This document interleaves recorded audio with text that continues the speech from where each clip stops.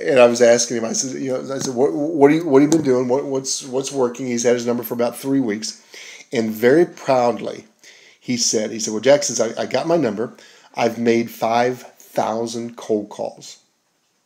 I said, good Lord. I said, good for you. You're working hard. It's going to pay off. I said, so in those 5,000 calls, how many meetings have you set? And let's talk about those meetings. He said, well, that's where the problem is. I haven't got any meetings yet. I said, you've made 5,000 calls and you haven't got any meetings? He said, yeah. He said, I'm thinking about changing my script. What do you think? I said, you think? I said, well, you better either change your script or who you're calling, one or the other. I said, so let's go through your script. Let me hear what you're saying. We kind of role-played his script. And when he got done, and I said to him, I was joking, but I wasn't, but I said to him, I said, dude, you might not ever get a meeting with that script. I said, where did you come up with that? Now, I want to tell you what he said because I think there's a point to it. And I hear this a lot. He said, well, Jack, I thought if I just kept it brief, if I got to the point and I just kept it brief, I could get more calls in every day. I said, I think you're missing the point. The point is not to walk out of here at the end of the day with a badge of honor that said, I made 200 calls today. How many did you make? And I say that because I think it's too prevalent in this industry where we buy into this notion. I'm convinced he's bought into this notion that this is a numbers game. And that if he aimlessly sits there and makes 200 dials a day, regardless of what he says, his mindset, and somebody's convinced him that he's going to find some low-hanging fruit. Guys, that's not so. I've done this a long time. That's just not so. There might have been a day that it was so, not anymore. But to sit there blindlessly, in some cases unenthusiastically, and just sit there and make dial after dial after dial, with no value, no benefit in what you're saying, you're not going to find stuff. Your words matter.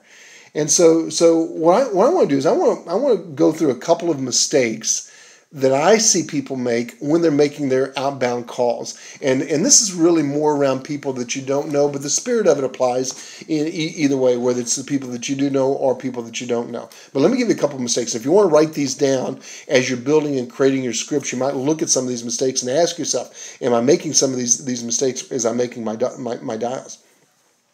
But the first mistake that I see when we make our outbound calls on our telechart, if you will, is there's no benefit statement. There's no value. There's no meat on the bone. I have people every day say, I call people, but nobody's interested. I said, well, they're not interested because you haven't said anything of interest. You just got right to the point. You asked for the appointment.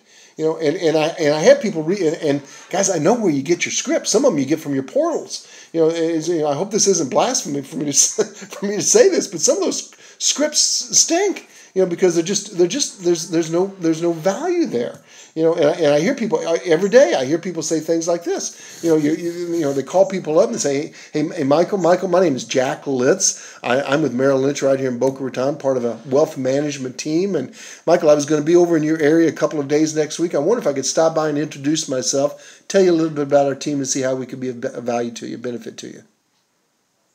Really? I don't hear any value there. I know you can make a lot of dials like that. I know you can talk to a lot of people like that, and most of them are going to say no because you haven't said anything of interest. And I'll give you some examples of what to do here in a minute. But the first thing I'm going to suggest is look at your scripts and say, is there any beef? Is there any meat on the bone? That's number one. Okay. Here's the second mistake. Guys, I think this is prevalent in our industry, and I think too many people teach this, and I think it's wrong.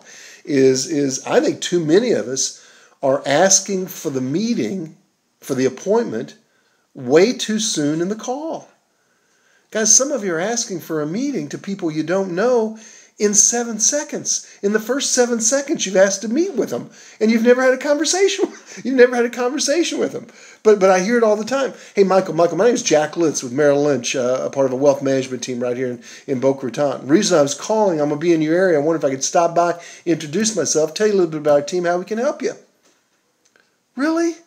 You've asked for a meeting to somebody that you don't know in 7 seconds. I know that's what we get taught. I know you're taught to ask for a meeting real quick, but I just don't know that anybody on the other end is responding to that. I wouldn't respond to that, would you? if I hadn't had a conversation. And a guy last week, I was sharing this on a call. A guy last week says, but isn't the goal to get a meeting? I mean, we're told to get meetings. Yeah, I guess. But if I'm sitting next to you before you pick up that phone and I'm coaching you, I'm saying, what's the goal of this phone call? To me, the goal is not to say I'm trying to set a meeting. To me, the goal is to engage them into a conversation, to get off my script, determine is their interest in money. I have a 3 or 4 5-minute conversation to see at that point. And then after 3 or 4 5 minutes, then I think I've earned the right to say something like this. Michael, can I make a suggestion? By the way, that's a great lead-in to asking for the appointment. Can I make a suggestion? Michael, can I make a suggestion? Based on what you're telling me here, why don't you and I get together for a quick cup of coffee? I can learn a little bit more about your situation. I can tell you what other folks who are in similar situations to you are doing.